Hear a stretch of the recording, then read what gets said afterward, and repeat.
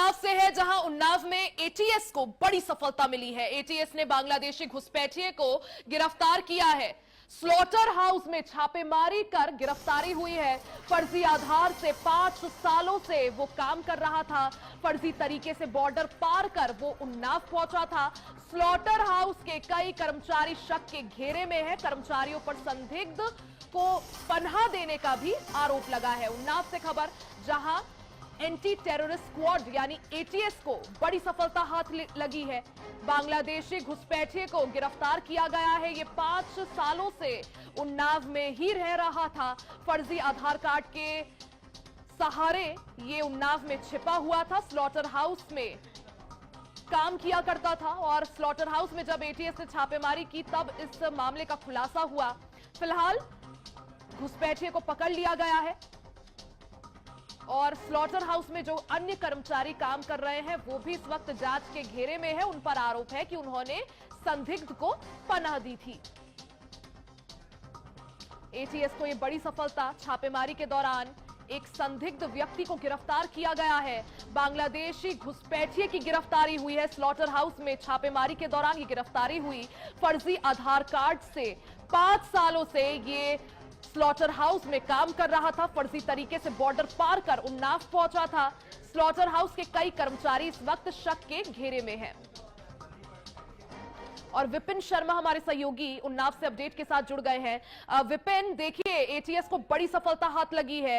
ATS ने एक अवैध रूप से रह रहे बांग्लादेशी को गिरफ्तार किया है। क्या कुछ अपडेट और कौन कौन इस वक्त जांच के घेरे में?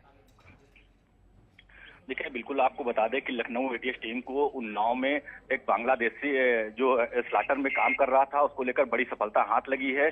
और जो एटीएस है उसकी लगातार उन्नाव के औद्योगिक क्षेत्र और चाहे दही की बात कर ले या बंदर की बात कर ले, तमाम संगठनों में जो चर्मरोग इकाइयां हैं, जो स्लॉटर हैं, उन फैक्ट्रियों में लगातार छापेमारी जारी थी। इसके बाद जो बांग्लादेशी घुसपैठिया है वो एक स्लॉटर में काम कर रहा था, इसका खुलासा एटीएस ने किया है। हालांकि उसको उन्नाव से ही उसको गिरफ्तार किया गया है। लेकिन सवाल ये उठता है कि जिस तरह से बांग्लादेश का जो घुसपैठिया फैजुल है वो एक उन्नाव के सबसे बड़े ग्रुप, जो कह सकते हैं अलाना ग्रुप का जो स्लॉटर हाउस है, उसका जो जेएस स्लॉटर हाउस है उसमें बाकायदा वो काफी लंबे समय से काम कर रहा था। करीबन 5 वर्षों से उन्नाव में रह रहा था। सवाल ये खड़ा होता है कि तमाम जो सुरक्षा एजेंसियां हैं उनको इस बात की जानकारी नहीं लग पाई है, जो पुलिस प्रशासन है उसको जानकारी नहीं हो पाई, क्योंकि जो स्लॉटर की बातें होती हैं, स्लॉटर में जिस तरह से सत्यापन होते हैं, आधार कार्ड का वेरिफिकेशन होता है, पैन कार्ड का वेरिफिकेशन होता है, जो अन्य जो डॉक्यूमेंट्स होते हैं उसके तमाम तरह के वेरिफिकेशन होते हैं। उसके बाद भी इस तरह से ये जो घुसपैठिया है बांग्लादेशी का, ये फर्जी तरीके से आधार कार्ड बनवाता है। आधार कार्ड बनवाने के साथ उन्नाव के शिवनगर मोहल्ले में किराए पर मकान में रहता है। उसके बाद फैक्ट्री में सीधा काम करने चला था। तो कहीं ना कहीं एक फैक्ट्री प्रबंध पर बड़ा सवाल खड़ा होता है कि जिस तरह से अवैध तरीके से घुसपैठिया जो है उन्नाव में उसको पनाह दी जाती है, एक स्लॉटर में काम कराया जाता है, तो कहीं ना कहीं जो स्लॉटर कर्मचारी हैं वो भी संदिग्ध तौर पे नजर आ रहे हैं, क्योंकि इनकी भी गंभीरता से जांच होनी चाहिए, क्योंकि एटीएस लगातार जांच कर रही है। जी विपिन, क्योंकि देखिए फर्जी आधार कार्ड बनाकर ये काम कर रहा था, 5 सालों से उन्नाव में रह रहा था, छिपा हुआ था। किसने इसकी मदद की फर्जी आधार कार्ड बनाने में? कैसे इसे जॉब मिली? कैसे इसे काम मिला? क्या इन सब पहलुओं पर भी अब पूछताछ होगी, क्योंकि अब संदिग्ध जो है पुलिस की गिरफ्त में है?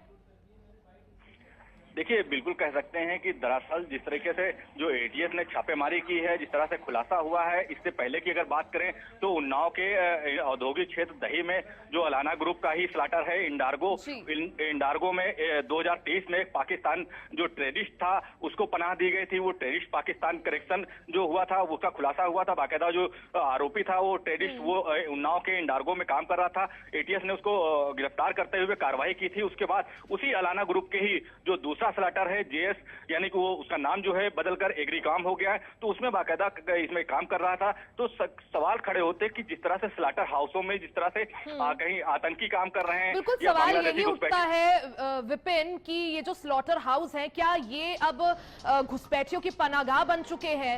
इस पर देखिए आप नजर बनाए रखिएगा। बहुत बहुत शुक्रिया जानकारी के लिए।